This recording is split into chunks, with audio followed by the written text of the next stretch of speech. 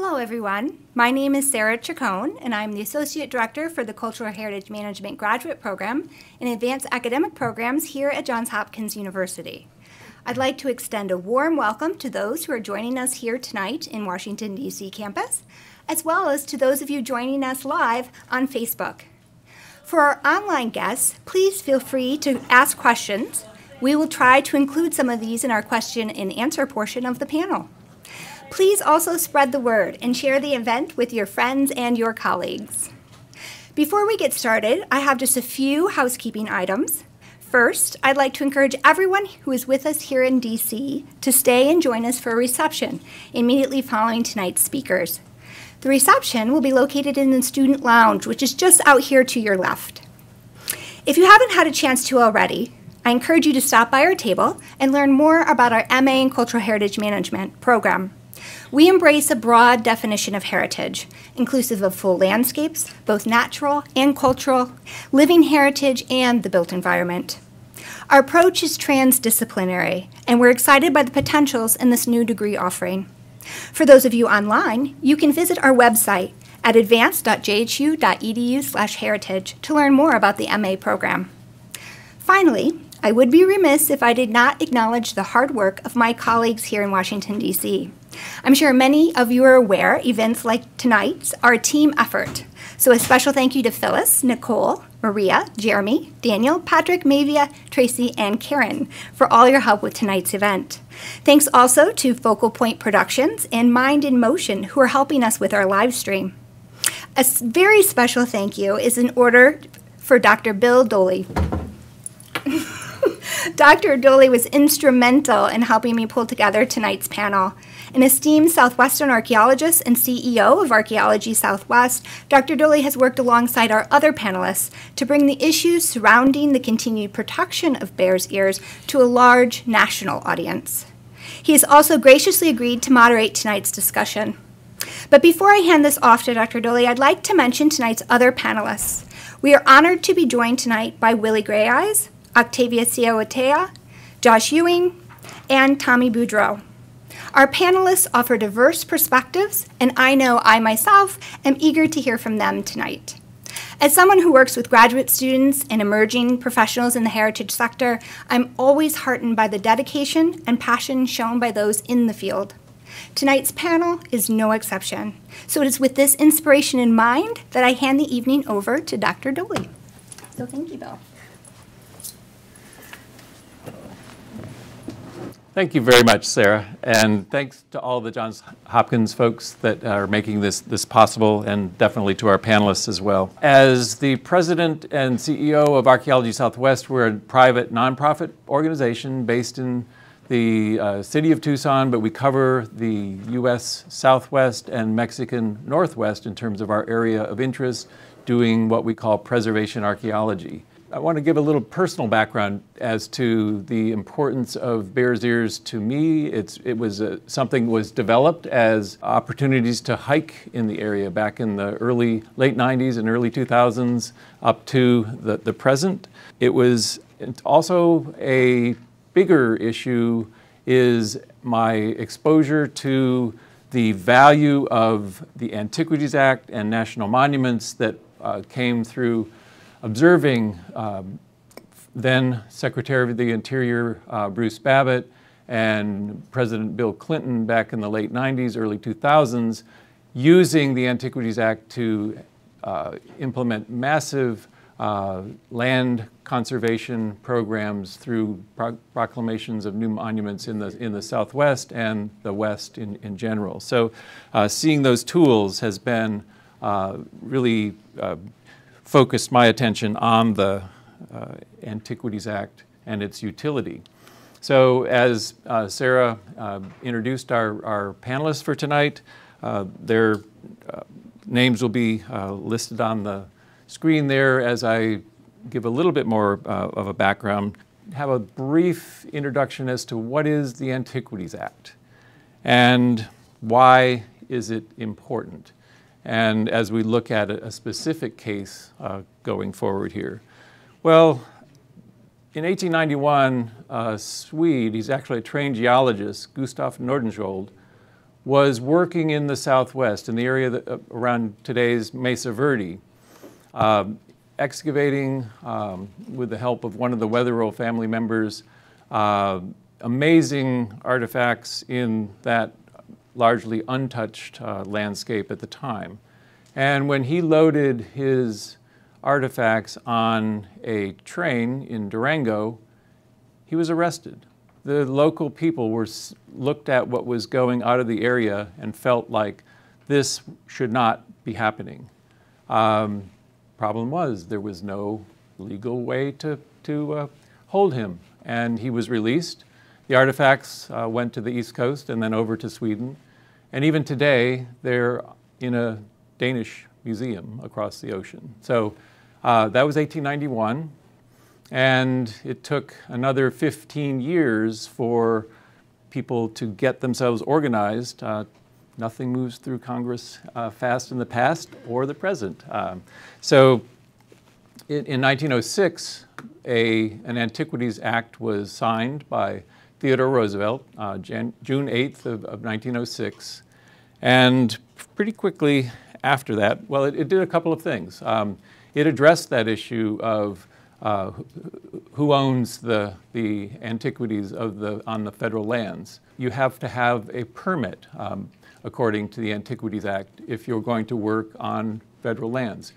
There are fines if you don't have a permit and you excavate or remove artifacts. You need to put the materials that come out of federal lands into a public museum. And this is where the opportunity to create national monuments was also established in that 1906 Antiquities Act. 50 simple words. And I'll read them out loud because they're pretty important to see how simple and forceful the opportunity for a president is with these words. The President of the United States is authorized in his discretion to declare by public proclamation historic landmarks, historic and prehistoric structures, and other objects of historic or scientific interest that are situated upon the lands owned or controlled by the government of the United States to be national monuments. In his discretion. Congress would never do this today, to give that kind of authority to the president, I don't believe. And it only affects private lands, keep that in mind. It doesn't take other lands outside of current federal ownership. And notice it wasn't just about antiquities, it included objects of scientific interest. So there's a variety of special words in there that makes affect how you need to think about the Antiquities Act as we think through the Bears Ears issues. Theodore Roosevelt, back in the Progressive era, this was a ticket to ride. He started declaring new national monuments by September of 1906, when the Devil's Tower in South Dakota was the very first national monument proclaimed. And in that course of the remainder of his term, he ended up establishing 18 national monuments, one of which was the Grand Canyon, some 800,000 acres. And this is another little sticking point in discussions about the Antiquities Act, because the Act also says that the limits of a monument in all cases shall be confined to the smallest area compatible with the proper care and management of the objects to be protected. Well, the Grand Canyon was probably a tough case to make the case that it is really big, and it's an impressive thing to try to put a boundary around. So ultimately, right in that first actions by Roosevelt, the Antiquities Act was tested, went all the way to the Supreme Court. This was held up, and the principle of the scientific values of the objects as national monuments was held up early. So scale and the importance of that phrase, scientific objects, is from early on in the use of the Antiquities Act.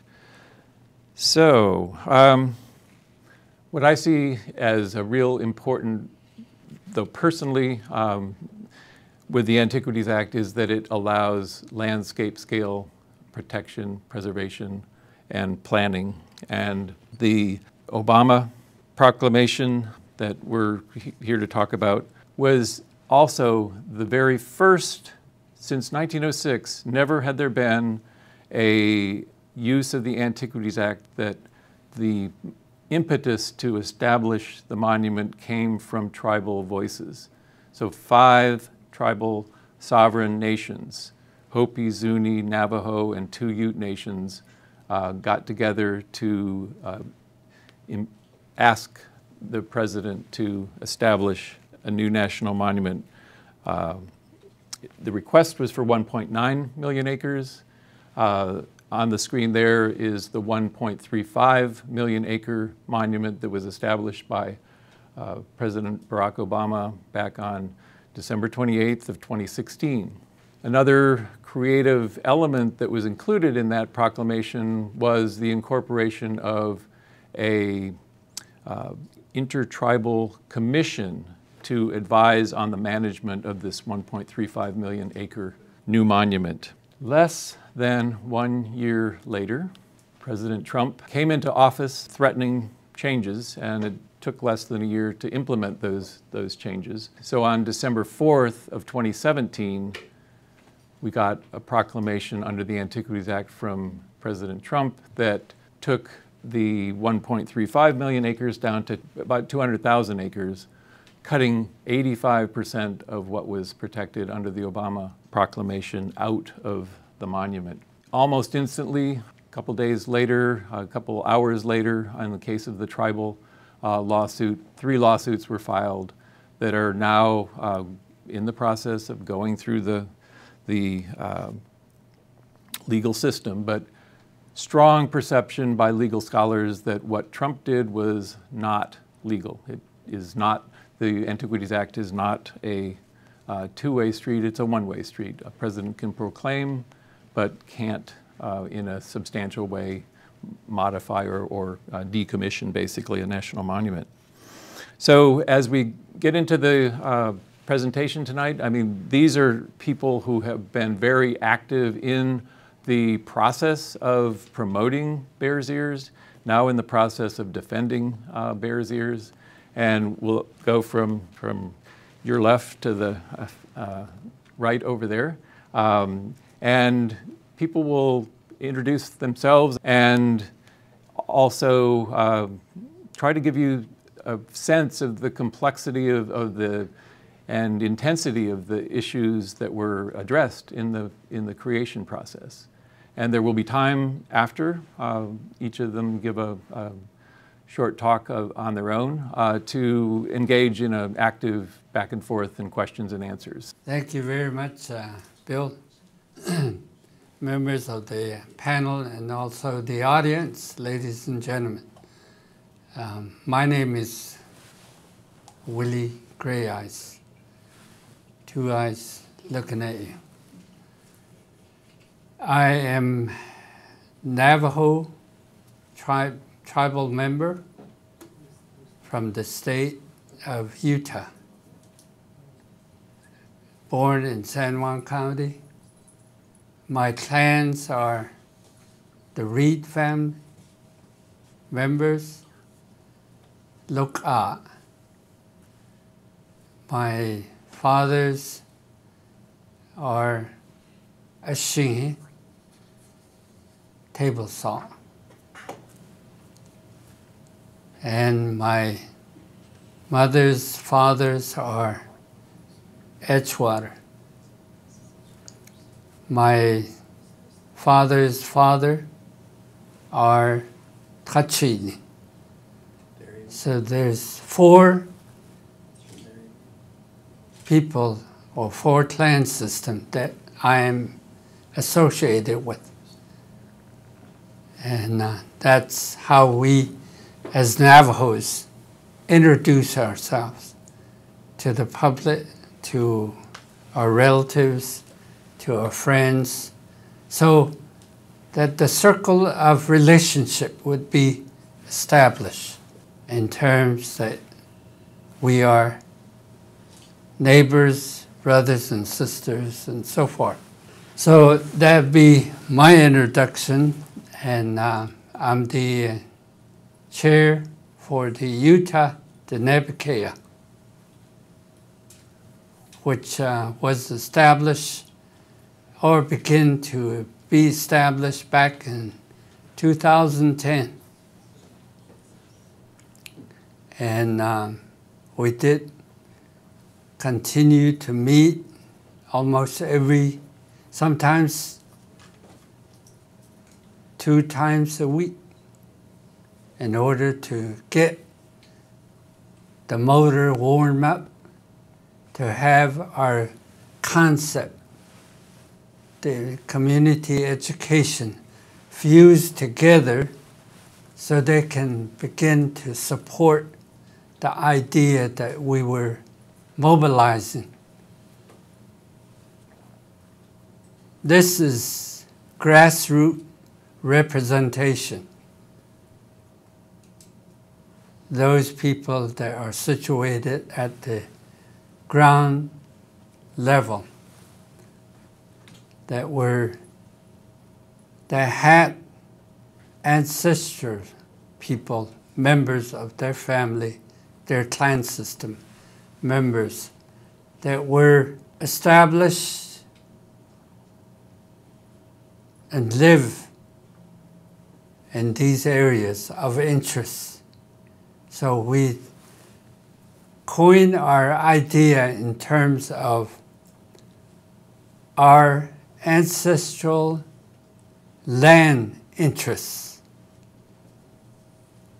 that we have ties.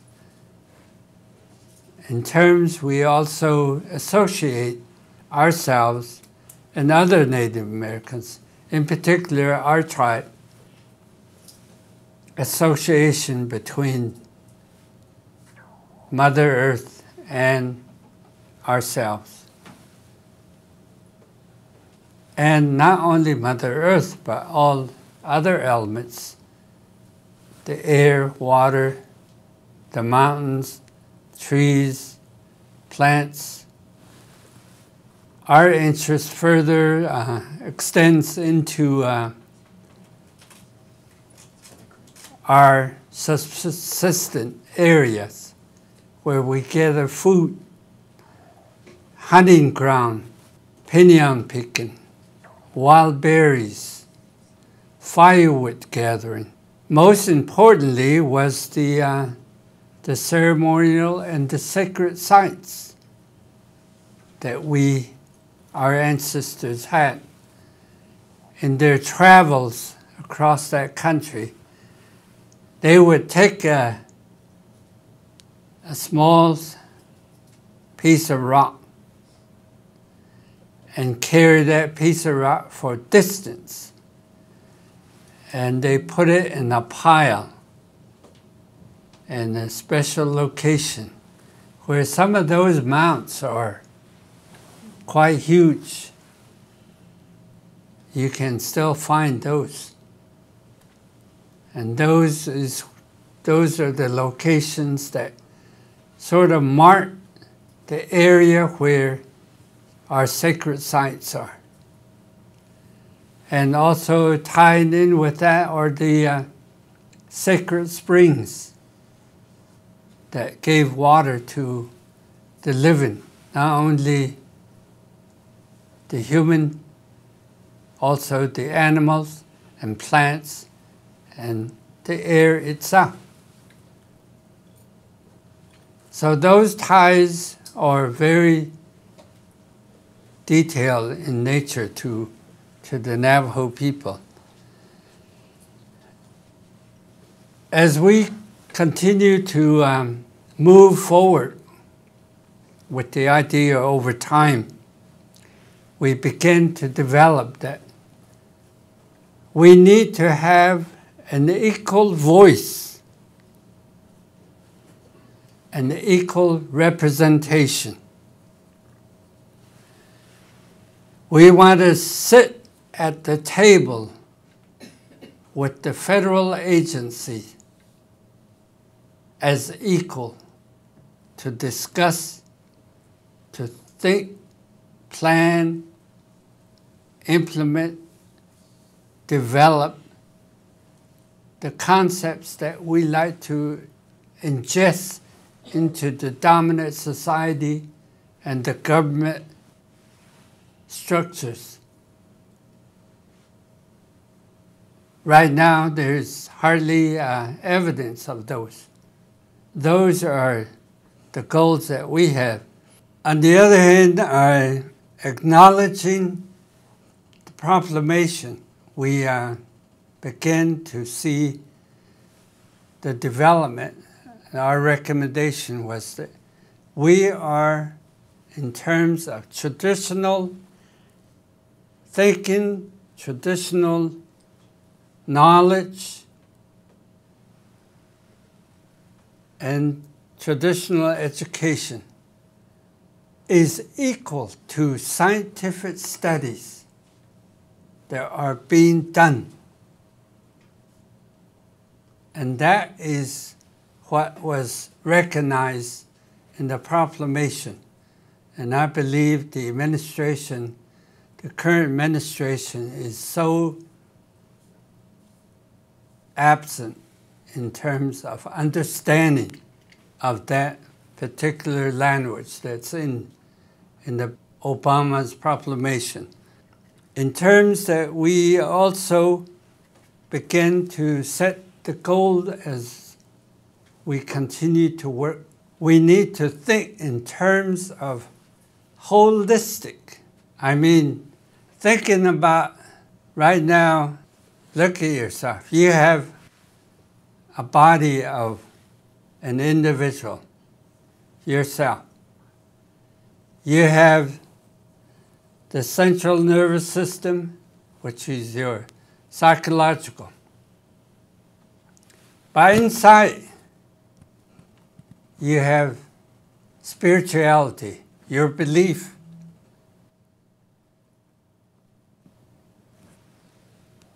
Then you have the physiological, which is complete. And then you have your neighbors, the social, and then the environment. So in those, there's 4 components also that you need to. Whatever you do to the physiological part, you're going to affect not only your psychological, but somebody else's, people that you associate with, either positively or negatively. In that sense, you have to look at it in a holistic form. So in that sense, we like to apply in the traditional ceremonial practice. We don't leave one of those components out. If you do, then you are incomplete with your songs, your prayers, and associated practice or application of the ceremony. So in that sense, we like to encourage to think in those terms, how the application would be in terms of healing, establishing tranquility. Where do we go from there to obtain those peacefulness?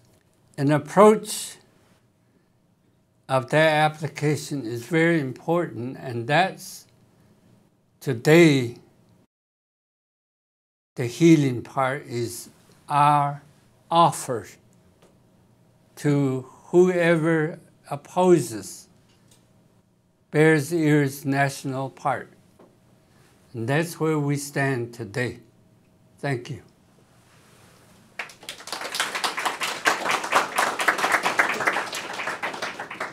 Octavius, if you'll just continue. Thank you. Thank you, Willie. Good evening. My name is Octavius Seowtewa. I'm from the Zuni tribe. I've been working with Willie and Utah, Diné, Bikéyah, and Josh, and a lot of the people that have been a big part of what we're doing here. It's been a long time coming because we, as Native people, knew about our origin, our oral histories of bear's ears, but because of federal regulations and private ownership and restrictions that we were not allowed to visit these sites before. Well, I'm from Zuni, and I'm with the Zuni Cultural Resource Advisory Team that consists of 8 religious hierarchy leaders, and we're we're the voice for the Zuni people when it comes to cultural issues through Governor's proclamation giving us that voice to be talking in behalf of the Zuni people.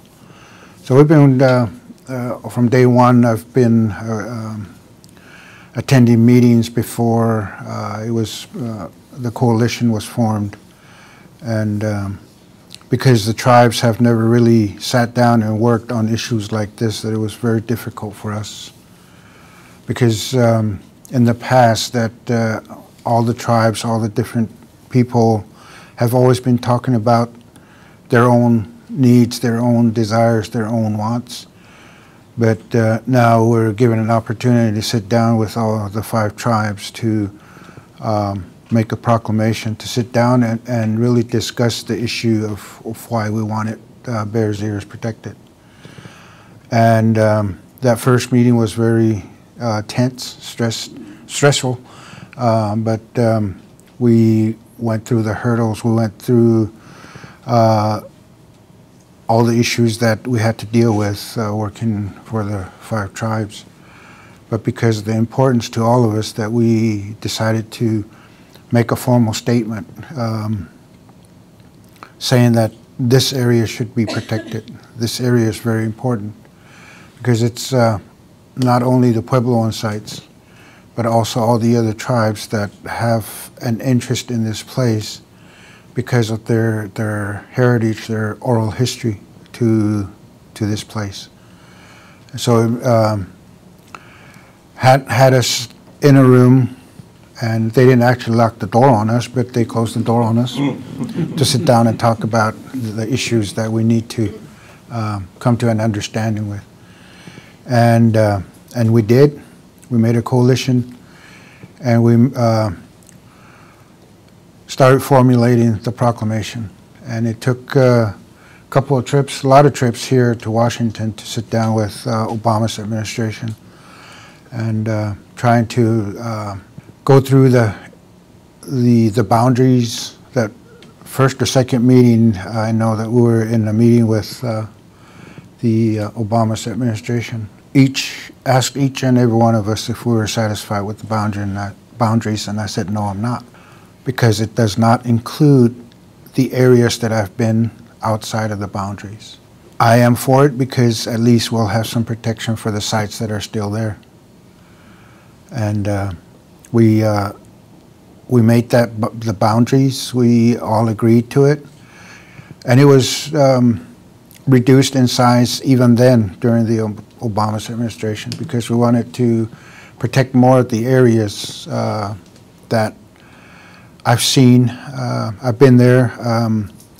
A lot of the unprotected areas that are really close to the roads, all the artifacts are not there.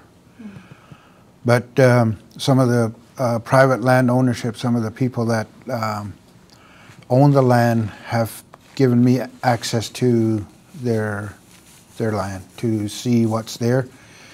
And the places that have a lot of artifacts that are still in pristine shape are within those private land ownerships. And they're the ones that, places that I wanted protected, but because of the situation that we're in, that we had to make a decision. And so I said, I'm all for it because now it's going to be protected. Now it's going to be there for not only the rest of the world, but for our children to be a part of this place. Because like I said, the restrictions have made it impossible for us to visit our ancestral lands. And with this proclamation, that it opened the door for us to now be a part of this place and give that information of what we know. The information that has been passed on through oral history can now be a part of Bears Ears, because we'll be the voice. All the ancestral travels, all the places that we know of, did not have a voice. And now we're given this opportunity to come to a lot of these different places and talk about why we want to protect it. Now we are the voice for our ancestors. And we want to be respectful. We want to, and that's how the coalition is now, because we respect each other and our information, our oral history that ties us to this place. And we're given this opportunity, and any opportunity to be a part of talking about Bears Ears, I'm going to jump at it, because we are the voice for my ancestors. And our ancestors have been looking at all these years. Archaeologists have given time frames for people that have been there. And for the Pueblo people, that we do not accept the identification of paleo, archaic, basket maker, all these different names that have been given to my people. We are the same people. Our ceremonies that we have in Zuni are the same ceremonies that have been done in Bears Ears and the surrounding area. Nothing has changed. The clothes that we wear, the time, is the only thing that changed, because our history is still the same. We did not disappear. We did not abandon these sites. We had a destination. We were given a destination to look for the middle place. And if it wasn't there, that we proceeded, or my people, ancestors, proceeded to look for the middle place for Zuni. And so all of these places are information that my ancestors left behind for their children, myself, to come back later and say that we are a part of this place. Because we know what's on the walls. We know the kivas, we know the plazas, we know the history of this place, because we are still the same people. I'm glad to be a part of this panel, because I know it's very important to let the outside people know, the world know, why we want to protect it. And it's because of events like this that now we're given an opportunity to be the voice for our ancestors. Because they left all that information there in the walls, in the sites, for us to come back and tie the history back. We reconnect back to our ancestors, because we didn't abandon. We had a destination, and we're still going through that process because of who we are, of where we came from. The information is still there, and we're just trying to make the best we can to make people understand the importance of this place. Hope people out there listening to us will understand that the Native people have been here a long time. We've been put in a situation that a lot of our people, a lot of my ancestors did not survive because of who we are and where we want to go, that our destiny, our process in life to fulfill our ancestors' destiny, that we're still here. And we are going to be a big voice to the Bears Ears proclamation. We'll always be there to protect our heritage and our ancestors, because not only for all of you, myself, Willie, all of us here, but for my grandchildren, my great-grandchildren. I have a great-grandson, and I want him to be a part of this place, because it's our place, it's our world, it's our history. And I'm glad to be a part of this, and thank you for inviting us here. Thank you, Bill, for putting this together, and everybody that is giving us an opportunity to put this information out, to be the voice for our ancestors. Thank you.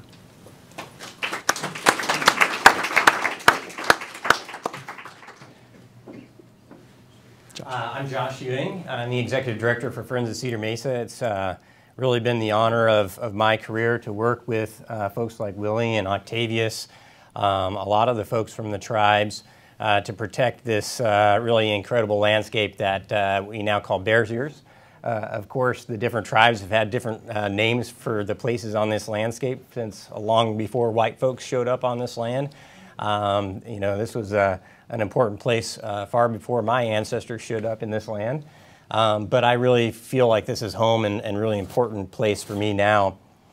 Friends of Cedar Mesa is based in the teeny town of Bluff, Utah. There's about 300 people that live there, so it's a pretty small place.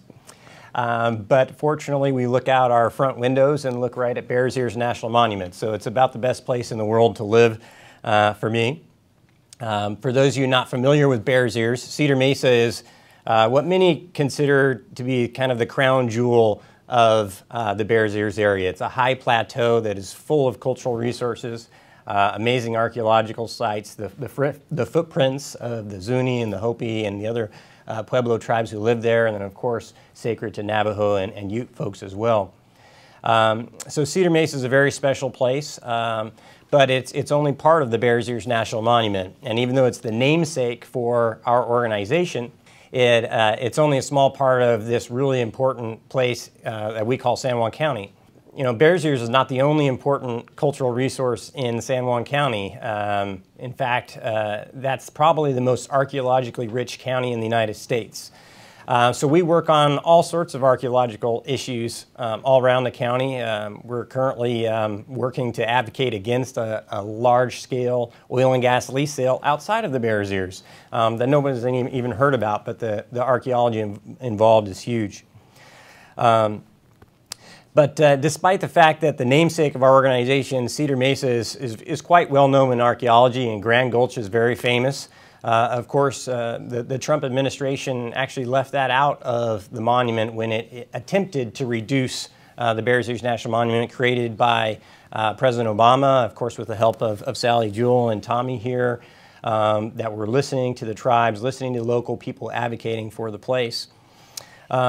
You know, it's interesting as you're talking, Bill, about the Antiquities Act and objects of scientific value. I think one of the days I was most angry was when I read the Trump proclamation, and it actually says in there that everything that they cut out doesn't have any objects of scientific or historic value that are unique and interesting and worth preserving. And there's been a few, you know, misstatements by the current administration, you know, things that weren't quite accurate, but that's probably the most demonstrably false statement that I personally can attest to being false and being a lie.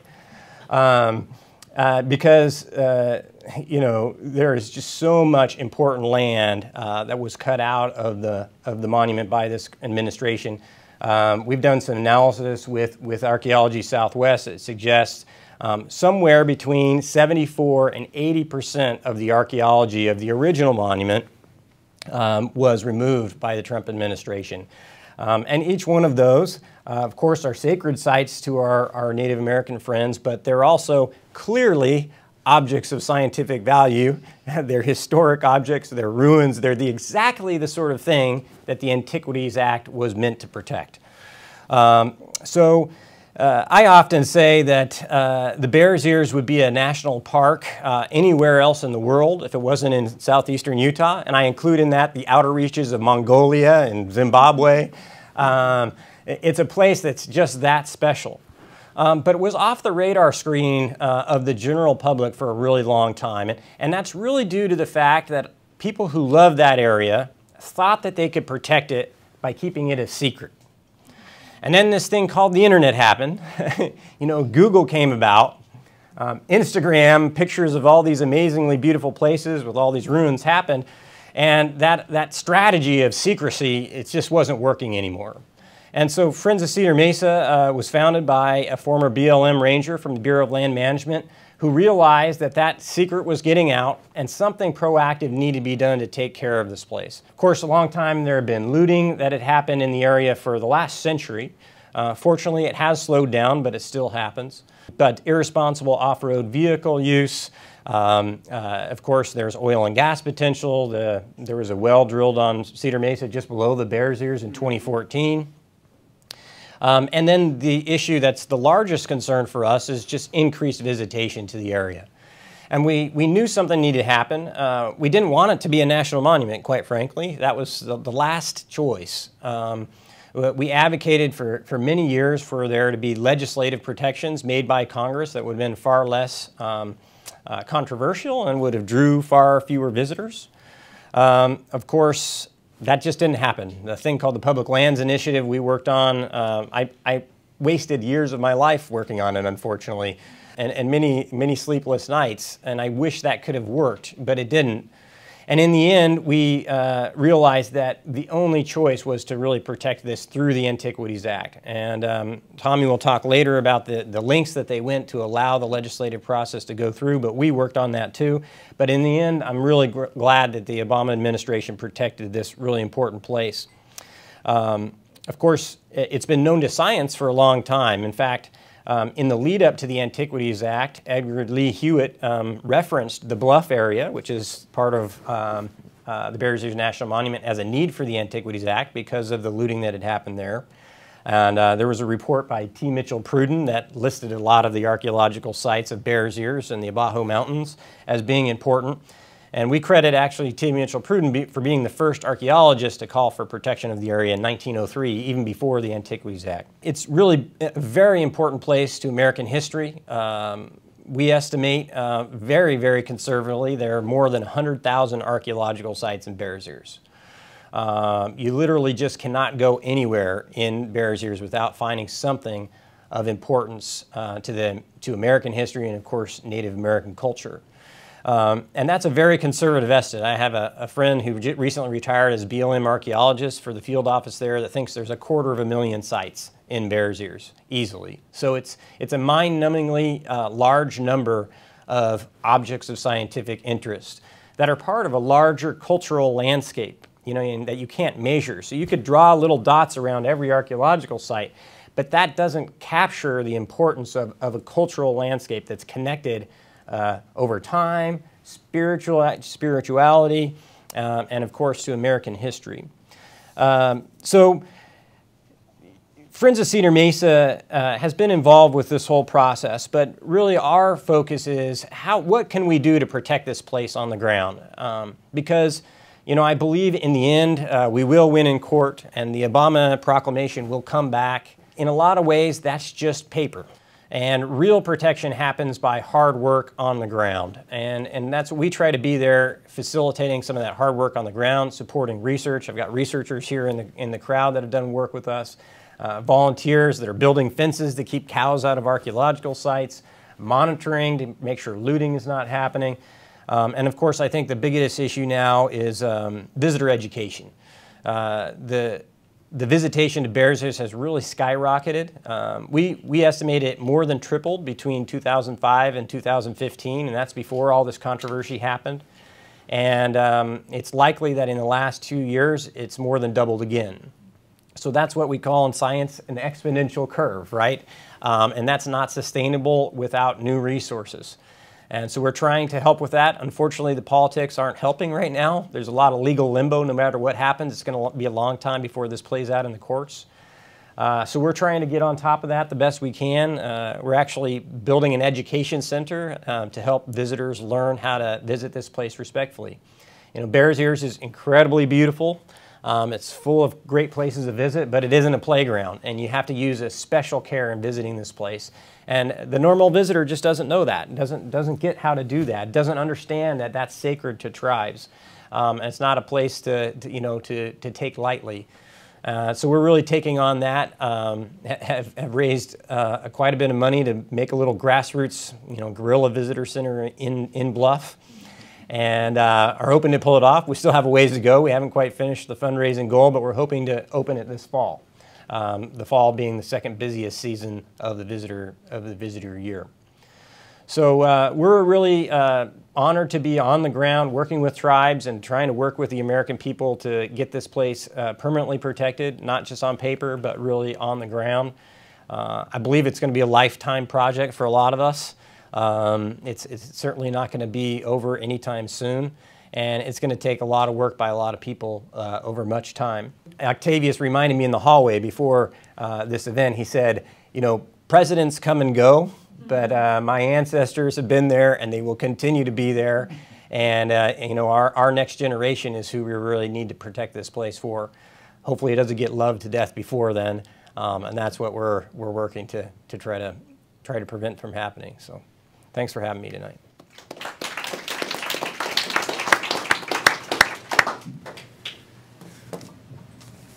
All right, so now from the lawyer political guy. So I'm Tommy Beaudreau.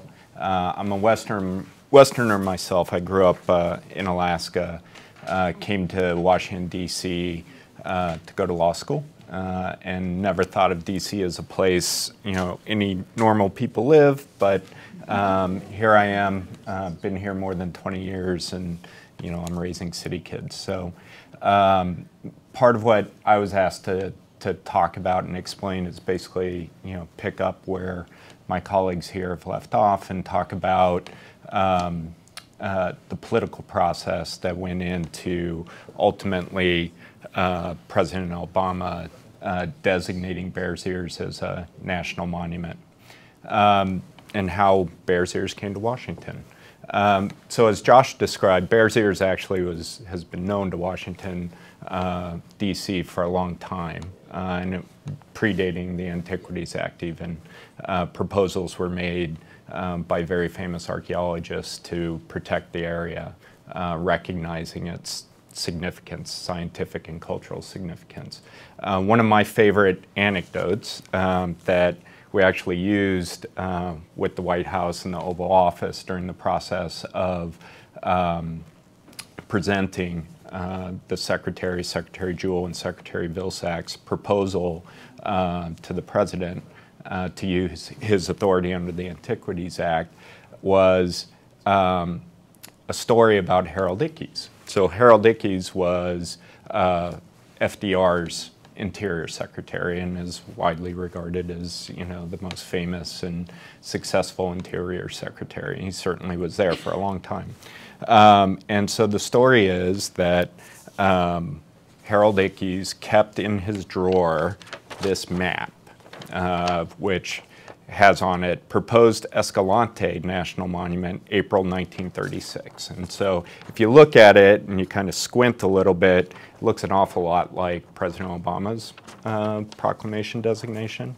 And so the story is that Harold Ickes would keep this in his drawer, and, you know, he talked with the president fairly often during the Depression and the war period. And when he thought the president was in a good mood, he'd pull it out and sort of put it across and say, oh, let's talk about conservation and this monument. And so the politics weren't easy back then either. Obviously, President Roosevelt didn't act on this full proposal. The bits of it got done along the way. So fast forward, and cover a lot of ground really fast, fast forward to 2015. And you know, Willie and Octavius and Josh and many, many, many people have been thinking about how to get these protections in place and what the best vehicle for it was. And the real watershed moment was the formation of the Intertribal Coalition, where, you know, 5 tribes who sometimes disagreed throughout their very long history on certain matters came together in an unprecedented way to say, we, you know, the native peoples who have this deep ancestry in this place are petitioning the President of the United States to use his authority under the Antiquities Act, as described by Bill, to permanently protect this area.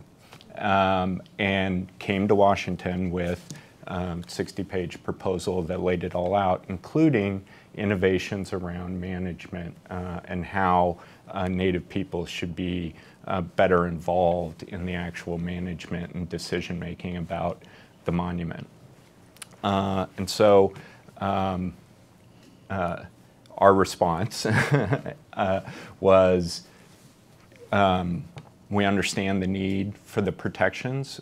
We agree with you that the tribe should be better involved in co-management of this place.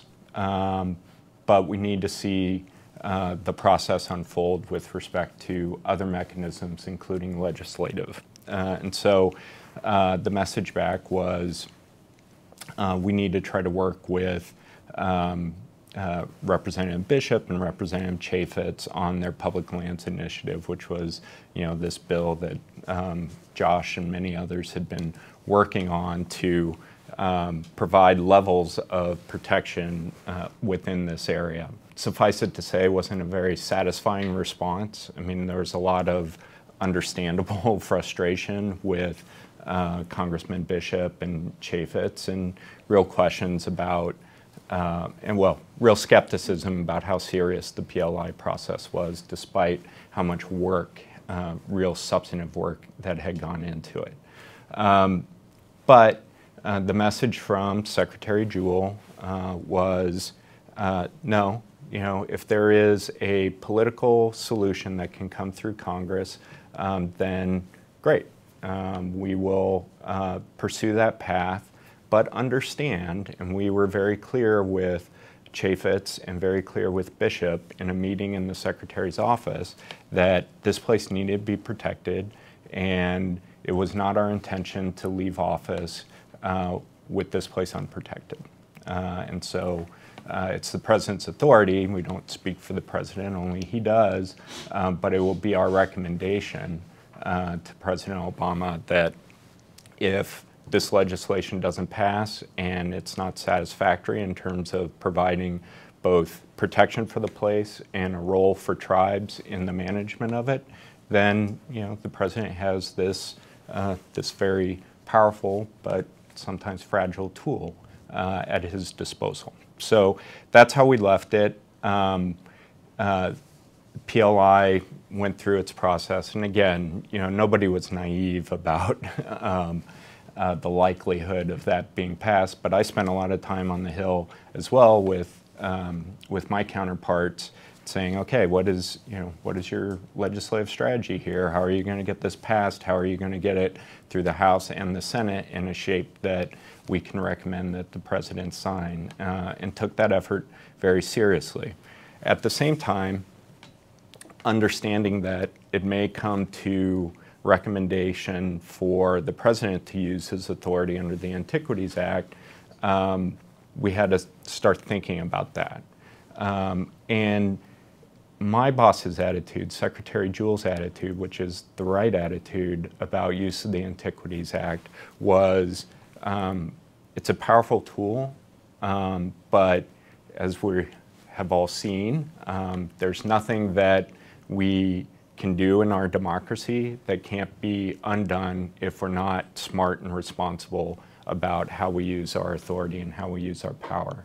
And the Antiquities Act is a controversial tool. Ever since, as Bill described, from day one when Teddy Roosevelt started using it, people started pushing back and challenging the authority. And so there's a lot of responsibility that comes with it too, and that was Sally's point of view. She, wanted us to hew to the language, right, that Bill described, that it is intended for the protection of objects of historic and scientific interest. So step one, prove to me so I can prove to the President that that's the case. And that's where all of the decades and decades of work and understanding from tribal people whose ancestors had been in the area and revered the area for time immemorial, to Western traditional archaeology documenting the place and all of the objects and scientific resource that's present there. And so the process of gathering all of that and understanding it was being compiled. It had been in lots of different places, but compiling it for this process and this purpose. And then the other piece, which we took extremely seriously, is the limiting factor under Section 2 of the Antiquities Act. So it has to be the smallest area compatible with the proper care and management of the objects to be protected. And we took that very seriously as well. And so while the president has, authority, as described at the outset by Bill. It's also very important, and was very important to my boss, to engage with the people in San Juan County and the people in Utah, both Native Americans but also the white population, to understand points of view about it, so that as we develop this monument proposal and design boundaries and what should be included and what shouldn't be included, that we could look people in the eye and look President Obama in the eye and say, we had a very robust, thorough, rigorous process that involved everybody who had an opinion or point of view or something to say about this very special place. And so part of that was Secretary Jewell herself traveled to southeastern Utah and San Juan County, and lots of people didn't think she had the guts to do it and that kind of stuff. But she spent 3 or 4 days out there. If you know anything about Sally Jewell, you know that part of that means she's got to go and see the resource for itself. And so Josh and lots of other folks, and this is a huge place, right? So we had to figure out a efficient but thorough way to do it that included her being able to get out and see it for herself. And she did that. And she also met with county commissioners, ranchers, people who, and tribes, people from the area, and then in Bluff held a public meeting where anybody who wanted to talk to the Secretary and federal leadership about the monument proposal had an opportunity to do so. And again, lots of people are like, you sure you want to do that? And it's like, no, this is important, and we need to, A, listen, so that if we do recommend that the authority be used, it be used wisely.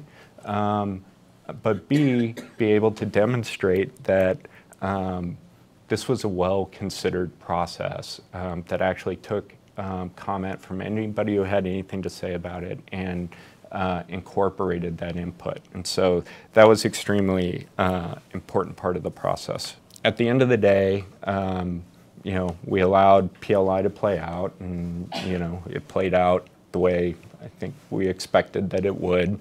They weren't able to get their bill passed, and we were prepared to move forward with the proclamation. And the Nikki that Octavius referred to as Nikki Buffa, my deputy, who was the point person for the Interior Department on working through this process, had that meeting with the tribes and said, here's our boundary proposal, and it's smaller than what you asked for, but here's the reasons why.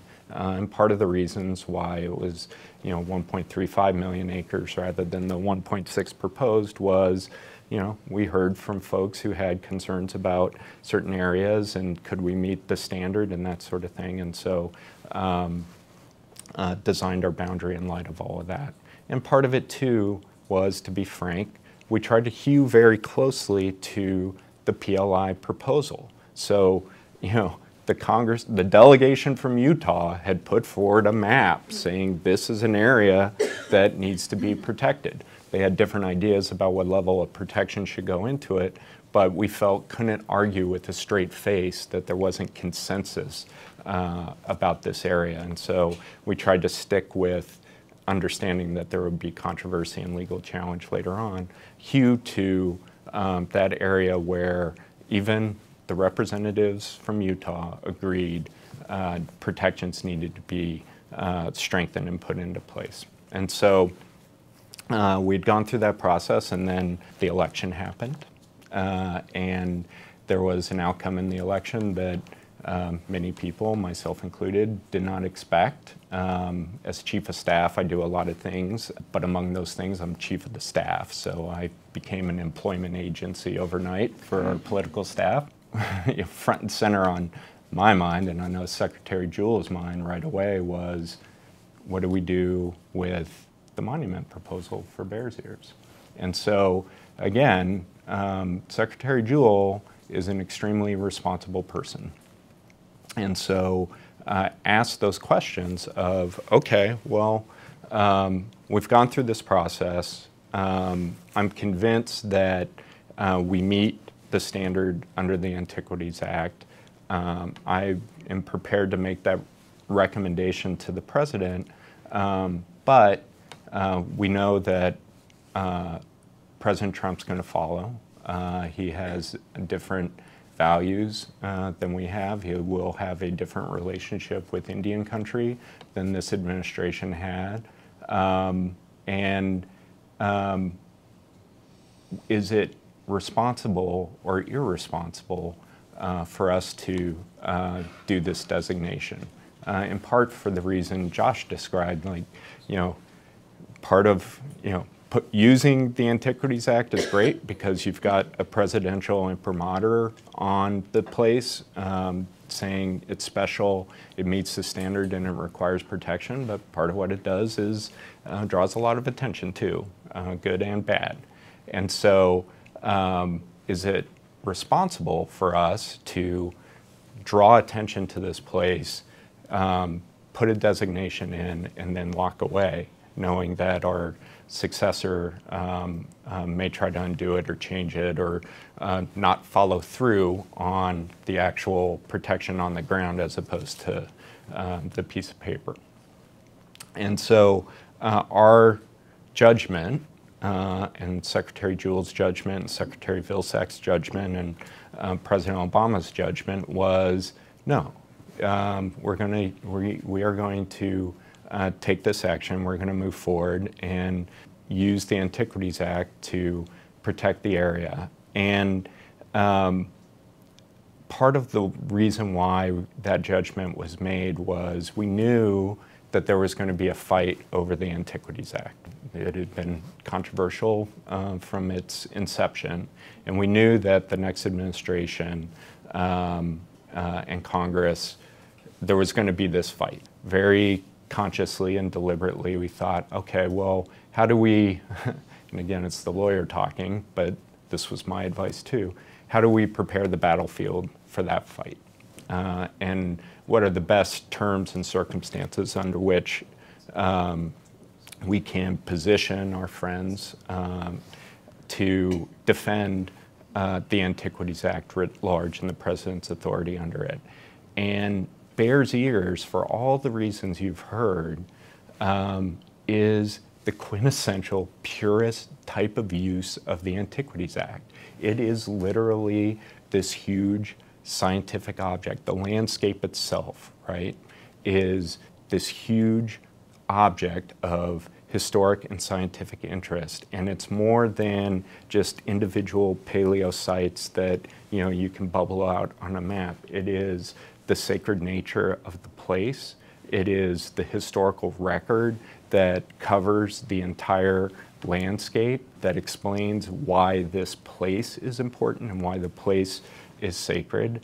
And so, and it's documented from centuries, millennia of archaeological evidence and traditional knowledge from Native peoples. The record couldn't have been more robust. The process we used couldn't have been more robust.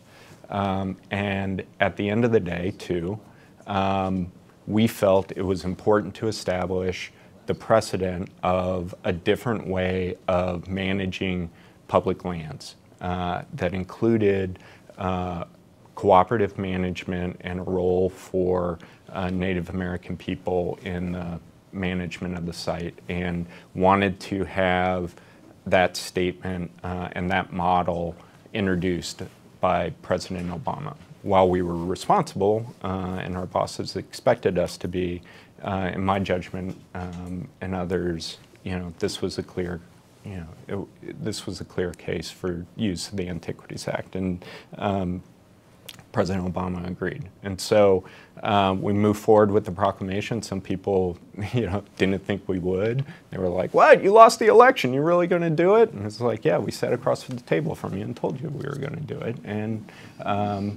so here it is. And so sure enough, the fight that we all knew was going to happen is happening. It's not fun, right? It's disappointing in many ways, obviously. But at the same time, because Bears Ears is so clearly what the Antiquities Act was meant to cover, it's actually the best footing we could have. And then, you know, and again, like politics, the radical approach Secretary Zinke and President Trump took to their redesigned, reduced boundaries, I think, you know, positions us well in the litigation, I'll put it that way. And, you know, the process they applied to get there too, I think, you know, pales into comparison to the one we applied. So we'll see what happens in the courts. We'll see how all of that plays out. But that's how we got to where we are today. This panel has taken you through an amazing condensed version of intense human activity for at least a half decade or more. So thank you, panel. We have time for questions. And so I guess we'll pull a microphone up front, and if people will run up to the front, we'll get this process going. And just to make clear, as people may be formulating questions, that Trump proclamation of December 4th is the law of the land until this works out in the courts and that sort of thing. So that's a reality factor that we have to keep in mind. Could you bring us up to date on any legislative efforts to repeal the Antiquities Act or to put the Trump Bears Ears proclamation into legislation? There's a lot going on in Congress right now that plays off of the fight that we knew was going to come. Obviously, there's a legal fight, and all of us here at the table are involved in that legal fight in one way or the other. Archaeology Southwest and Friends of Cedar Mesa are part of litigation to defend the Antiquities Act with Conservation Lands Foundation. Thanks, Ed, for being involved with that. And of course, the tribes. But nobody questions that Congress has the authority to change these laws. The Constitution gives Congress the authority to manage the public lands unless it's been delegated to the President. And the Antiquities Act, they delegated an authority to the President. Alongside with the legal fight, we have a fight in Congress to protect this fundamental law. And so there have been multiple bills introduced, but one particularly by Representative Bishop from Utah that would essentially eviscerate the Antiquities Act. I won't go into the details of what that bill tries to do, but even the monument that President Trump created would have been illegal under under Rob Bishop's bill. So even the dramatically reduced monument that President Trump created would have been impossible underneath of the bill that Representative Bishop is putting forward. I think it's so extreme that it's not really going to get traction, but we have to be vigilant there. There's also been a bill introduced by our new congressman for our area of Utah, Representative Curtis, that would essentially enshrine the Trump boundaries and basically obviate the lawsuit. Obviate that process. It also has some other components to the bill, some good, like a mineral withdrawal for the full area, and some bad, like essentially having the tribes be subservient to local interests, like by the county commissioners. That bill also right now does not appear to be moving anywhere, but you know, stranger things have happened in Congress. You know, there's must-pass legislation that things get tacked onto at the end of the day, and so we're remaining vigilant there. There's also a third bill that would do the same for Grand Staircase. You know, we're talking about Bears Ears tonight, but there's another area, Grand Staircase, that's I won't say equally important because I love Cedar Mesa just a little bit too much to say that, but maybe second most important place on earth. That has also been attacked by this president. And that just one thing that I didn't mention in my comments, but you know, I think Grand Staircase is very culturally important too. Probably has the most important paleontology of any national monument. Bears Ears probably has the second most important paleontology of any monument. The archaeology gets all the attention, but there have been multiple new species of dinosaurs found in Bears Ears. The largest Triassic bone bed in North America was recently found in Bears Ears, so very important from lots of scientific levels in addition to the cultural level. So that's what's up with the legislation in a condensed way. I actually have a question here from Daisy on Facebook, and it's one I'm probably a lot of people are thinking. Daisy would like to know, what can we do to help? Let us know. Most effective at this time would be to contact your elected congressional leaders. Put notice in states that have Native American in their neighborhood. I think those ties are there.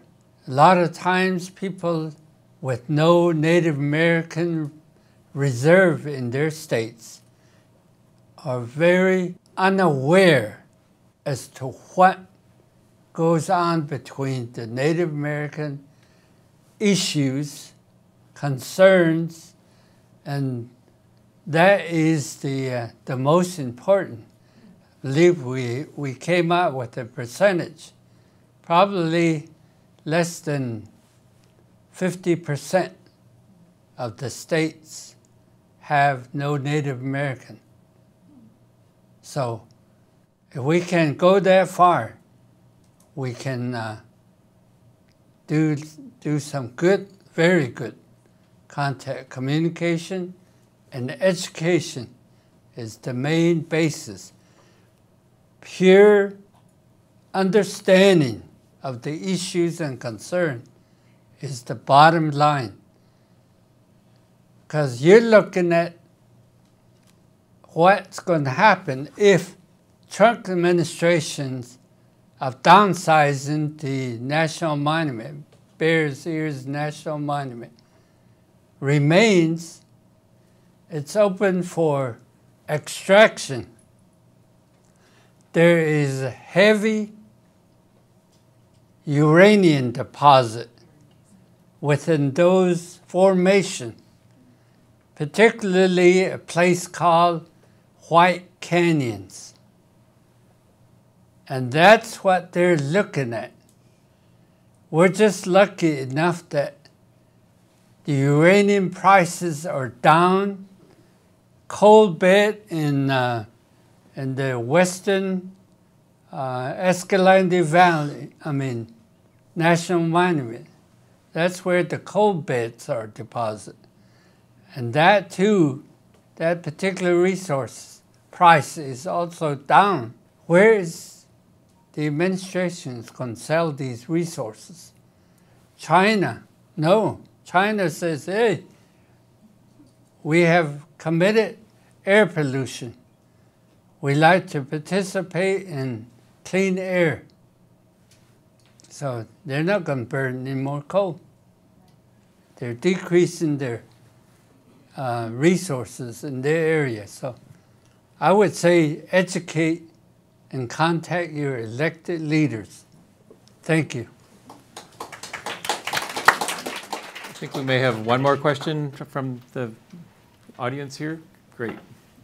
Would you comment on the looting of the artifacts within the Bears Ears area, and especially within the Hopi tribe, the looting and the sale of the artifacts, and how that has influenced your political strategy in protecting the area? And are you seeing an uptick of looting, and are there many artifacts actually left to be looted? So it's a whole variety of questions, but I'm interested in the actual impact. Like I mentioned before, that I've been to sites that are still rich in artifacts. But if you go to BLM or forest land that's really close to the roads, there's nothing there. And to my horror, that I found out that the schools were actually encouraging students to go to these sites and collect artifacts, and making coffee tables and putting them in coffee tables and selling them. So the looting is encouraged through the schools. And so the people that are protecting the sites that are respectful, they want to keep what is still there. And I've been working with the I forgot the name of that, but I've been to Salt Lake City working with the FBI for the Cerberus collection. Some of the artifacts that were taken from sites like Bears Ears. And these individuals were caught, they were put in jail, and all the artifacts are there. But because of litigation that we cannot claim these artifacts until it's all settled. So even today, it's amazing with all that information and all the laws that are there to protect sites are still being broken. And I talked about it yesterday. I said the federal government actually made the laws. Went through commissions, committees. They went through both houses, and it was signed by the presidents. The law is there, but they're the ones that are breaking or tweaking their own laws to get what they want, to do what they want to do, and that means not protecting what's left there. The areas that are quite a distance from the roads, the artifacts, the sites are just in the shape that my ancestors left behind. And those are the places, those are the sites that we're looking at, because the sites close to the road have nothing left, except some of the walls that are still standing that I'm glad Josh and his group were able to fence off areas that are being affected by the cattle that these people own. Even to this day, we're still amazed at some of the looting, some of the things that are taken from these places. Because these information were left for a reason. They were left for us to come back and say, we are a part of this place. But if they're gone, they're sold somewhere, that information is lost. It's lost forever. And that's why we're very adamant about helping Josh and anybody that wants to help us protect this place.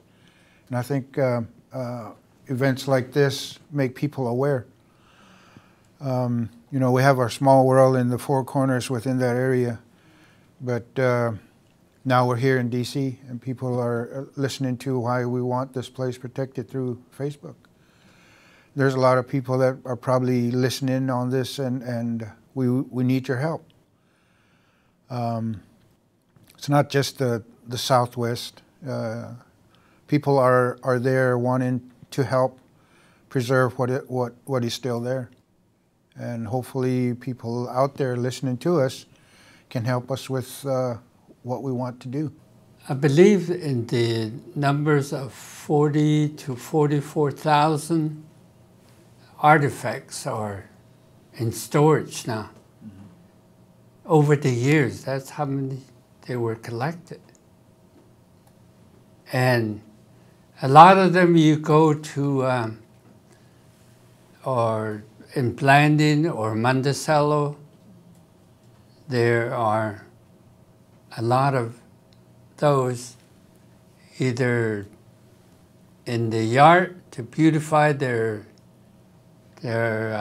property, maybe increase the value, I don't know. And in interior decoration, they have arrowheads. One story that this military Navajo serviceman told me, he grew up near Blanding, right next door. As a child, he noticed that there were some caves with enclosure walls. Several of them, he said.